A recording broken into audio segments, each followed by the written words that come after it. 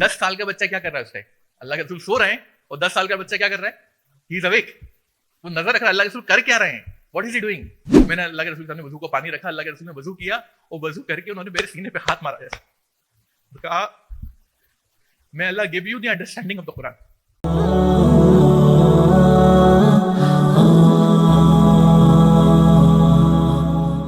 Abdullah ibn Abbas का example देता हूं मैं आपको, रजी अल्लाह अन्हु।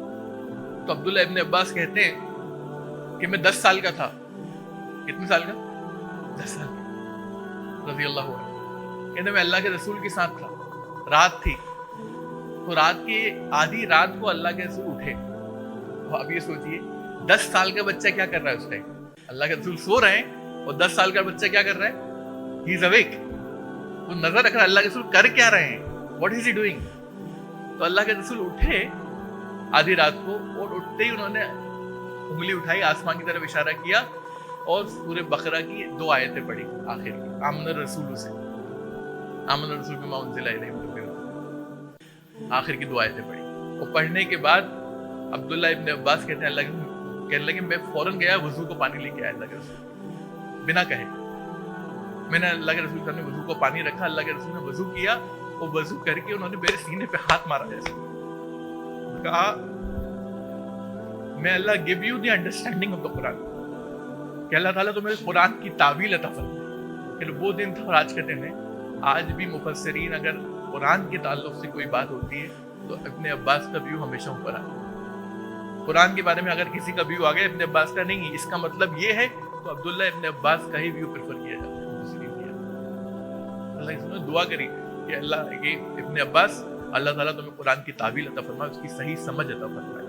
और इब्न अब्बास के ताल्लुक से आता है कि जब वो नमाज पढ़ने जाने से पहले तक, यानी जब नमाज का टाइम हो जाता था और जमात के बीच में कुरान पढ़ते ही रहते थे।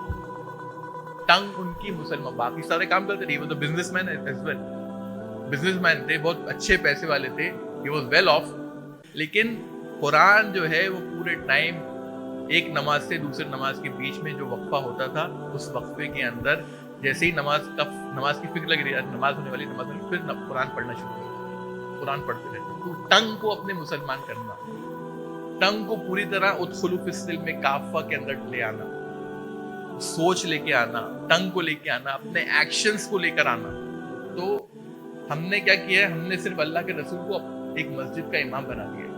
हम उन जैसी नमाज पढ़ना चाहते हैं, उसके लिए लड़ते हैं, हाथ यहाँ रखो, ये करना चाहिए, वो करना चाहिए, उसमें लड़ रहे हैं, लेकिन हमने उनको एक बाप की हैसियत से नहीं देखा, एक शोहर की हैसियत से नहीं देखा, एक दोस्त की हैसियत से नहीं देखा, एक सिपह सालार की हैसियत से नहीं देखा, एक लीडर की हैसियत से नहीं देखा। हमने सिर्फ उनको एक मस्जिद का इमाम बना दिया बस। और हमारी हालत ऐसी है, हम मस्जिद के बाहर आके हम बिल्कुल अलग, अरे शादी तो मैं अपने हिसाब से करूँ, धंधा तो मेरा है भाई, वो मेरी, वो जैसा मुझे करना है वैसा करूँ, उसमें अल्लाह के रसूल का दखल नहीं चाहिए, उसमें उनका इंटरवेंशन नहीं चाहिए। अल्लाह के रसूल ने कौन सी ऐसी चीज है जहां पर आपने हिदायत नहीं दी? यहाँ तक कि बैतुल खला कैसे जाना है वो तक बता दिया अल्लाह के रसूल, अपनी बीवी के साथ मुबाशरत कैसे करना है वो तक बता दिया अल्लाह के रसूल। कौन सी ऐसी चीज है, बल्कि नॉन मुस्लिम जो है वो कहते हैं कि इतना खुली किताब की तरह जो भी पढ़ना चाहता है अल्लाह के रसूल के बारे में पढ़ सकता है, इतनी ओपन लाइफ किसी की भी नहीं है। और हम क्या करते हैं, जो चीजें हमें कन्वीनियंट लगती हैं वो करना चाहते हैं, जो नहीं लगती वो नहीं करना।